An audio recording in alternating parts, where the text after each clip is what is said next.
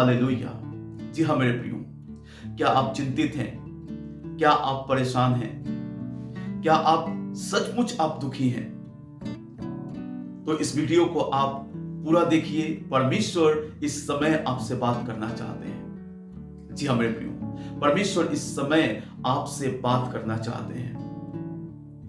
आज का मेरा विषय है, क्या हम दुख में भी आनंद को मना सकते हैं? जी हाँ मेरे प्रियो, बाइबल हमें इस विषय पे क्या सिखाती है, आइए हम लोग इस समय परमेश्वर के जीवित वचन को देखेंगे कि प्रभु का वचन आज हमें क्या सिखाता है। फिलिपियों 4 अध्याय और उसके चौथे वचन से मैं पढ़ूंगा, 4 से 7 तक मैं वचन को पढ़ूंगा। लिखा है यहाँ पे, प्रभु में सदा आनंदित रहो। मैं फिर कहता हूं, आनंदित रहो।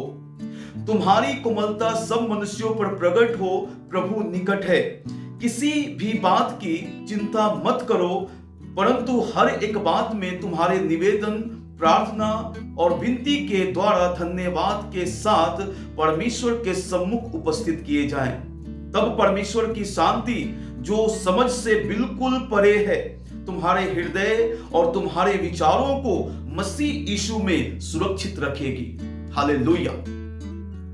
परमेश्वर का वचन कहता है कि प्रभु में सदा आनंदित रहो। प्रभु के दास पौलुस ने इस बात को कहा कि प्रभु में सदा आनंदित रहो। मैं फिर कहता हूं, आनंदित रहो। और मेरे प्रियो, मैं इस बात को मैं बताना चाहता हूं, इस आनंद को, इस शांति को सिर्फ परमेश्वर के साथ रह के, परमेश्वर को उपस्थिति में रह के उस आनंद को मनाया जा सकता है। आप परमेश्वर से अलग होके उस आनंद में सहभागी नहीं हो सकते हैं। जी हाँ मेरे प्रियो, मैं आपको बताऊं, ये बात किसने लिखा? परमेश्वर की आत्मा की अगुवाई में प्रभु के दास पौलुस ने इस बात को लिखा कलीसिया को, और उसने कहा कि प्रभु में सदा आनंदित रहो, क्योंकि पौलुस ने इस बात को देखा था। वहां कलीसिया के मनों में, उनके जीवन में देखा था, कई सारी चीजें इनके जीवन में आती जाती रहती हैं। और मेरे प्रियो, मैं इस बात को कहना चाहता हूं, हम मनुष्य हैं, हमारे जीवन में अनेकों प्रकार की समस्याएं। ऐसा नहीं है कि प्रभु के साथ में हम जीवन को बिताएंगे, हमारे जीवन में तकलीफें नहीं आएंगी, समस्याएं नहीं आएंगी, रोग नहीं आ जाएगा। मेरे प्रियो, हर एक परिस्थितियां हमारे जीवन में आ सकती हैं, लेकिन उस आनंद को बनाए रखता है प्रभु यीशु मसीह। उस खुशी को, उस शांति को प्रभु यीशु मसीह आपके जीवन में बनाए रखता है। मेरे प्रियो, मैं आज एक गंभीर बात को बताने जा रहा हूं, जो आप इस बात को महसूस करेंगे। जी हाँ मेरे प्रियो, प्रभु के दास पौलुस ने कहा, कलीसिया को उन्होंने टीचिंग दिया, सिखाया कि प्रभु में सदा आनंदित रहो। उन्होंने कलीसिया के जीवन में देखा था कि अनेकों प्रकार की चिंताएं, समस्याएं, तकलीफें इनके जीवन में आ जाती हैं, जिसके कारण से इनका आनंद खत्म हो जाता है। लेकिन उसने कहा, प्रभु में सदा आनंदित रहो। जब हम परमेश्वर की उपस्थिति में, मेरे प्रियो, जब जाते हैं, परमेश्वर की उपस्थिति में रहते हैं, तो वो आनंद हमारे जीवन में हमेशा बना रहता है। जी हाँ मेरे प्रियो, आज मैं पौलुस के जीवन से कुछ बात को बताना चाहता हूं। आप सोचेंगे कि दुख में आनंद हम कैसे मना सकते हैं? जी हाँ मेरे प्रियो, दुख में हम आनंद कैसे मना सकते हैं? बिल्कुल ये असंभव है कि कोई भी व्यक्ति दुख में आनंद को मना सके। लेकिन मैं एक प्रूफ को देना चाहता हूं। बाइबल एक ऐसे एविडेंस को दे रही है जो मैं आज इस समय आपको बताना चाहता हूं।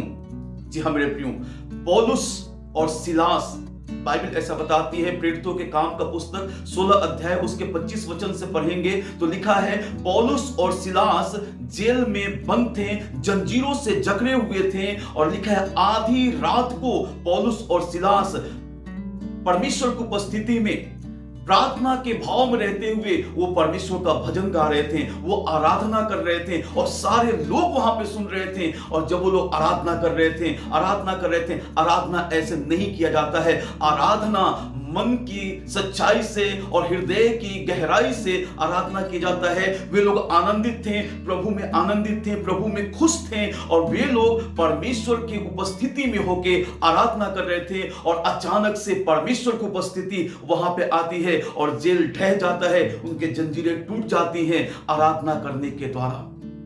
वे आनंदित थे, वे मगन थे, वो प्रभु में खुश थे, जेल में भी थे फिर भी वो खुश थे, जंजीरों से जकड़े हुए थे फिर भी वो खुश थे। वो खुशी, वो आनंद उनको कौन दे रहा था मेरे प्रियो? उस आनंद, उस शांति को, उस खुशी को सर्वशक्तिमान परमेश्वर उनको दे रहा था, क्योंकि वो प्रभु की उपस्थिति में थे। और परमेश्वर की उपस्थिति में लिखा है भजन संहिता 16 अध्याय में उसके लास्ट वचन में कि परमेश्वर के निकट आनंद की भरपूरी है। परमेश्वर की उपस्थिति में आनंद की भरपूरी है।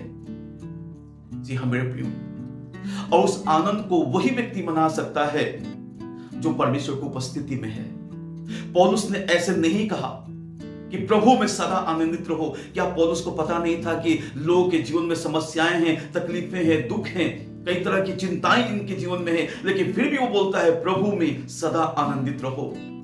और पता है, पौलुस ने इस बात को सिखाया, वहां पे कलीसिया को बताना चाहा कि तुम्हारा आनंद संसारिक ना हो, तुम्हारा आनंद स्वर्गीय हो। तुम यहां के नहीं हो, तुम स्वर्ग के लिए तुम चुन लिए गए हो, उस अनंत जीवन के लिए तुम चुन लिए गए हो। परमेश्वर ने तुमको चुन लिया है इस संसार में से, तो तुम प्रभु में आनंदित रहो। संसार की हो सकता है कई सारी चीजें तुम्हारे पास नहीं होंगी, हो सकता है कई सारी फैसिलिटीज तुम्हारे पास नहीं होंगी, कई सारी ऐसी चीजें तुम्हारे पास नहीं होंगी, हो सकता है धन की कमी हो जाए, हो सकता है और भी कई सारी परिस्थितियां आ जाए, लेकिन ये सांसारिक आनंद है। लेकिन मैं कहता हूं प्रभु में सदा आनंदित रहो।